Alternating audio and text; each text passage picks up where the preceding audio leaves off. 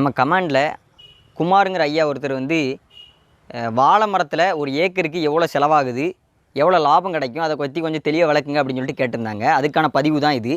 பார்த்திங்கன்னா ஒரு ஏக்கருக்கு நம்ம வந்து 1000 கன்று போடலாம். 7 அடி இடைவெளி விட்டு போடும்போது 1000 கன்று போட முடியுது. இப்போ வந்து ஒரு வாழைக்கு கரெக்டாக ஒரு 100 ரூபா செலவு வச்சுக்கோங்க. அப்படி கணக்கு பண்ணி பார்க்கும்போது நீங்கள் செலவு பண்ணுற விகிதம் வந்து 1 லட்ச ரூபா அந்த மாதிரி வரும். ஆமாம், அதே மாதிரி நீங்கள் வந்து செலவு குறைவான வாழை, அதாவது பூவன வாழை பயிரிட்டுருக்கீங்கன்னு வச்சுக்கோங்களேன்.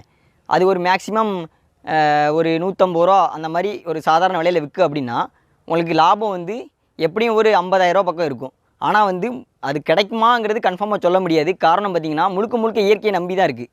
என்ன ஆகும் அப்படின்னா இயற்கையினால் ஏதாவது பாதிப்பு ஏற்பட்டு வாழை சரிஞ்சிட்டுனா அது ஒரு நஷ்டத்தெல்லாம் கொண்டு சேர்க்கும். அதனால் முழுக்க இயற்கையை நம்பி தான் எல்லாமே இருக்குது. இதே மாதிரி பயனுள்ள தகவல்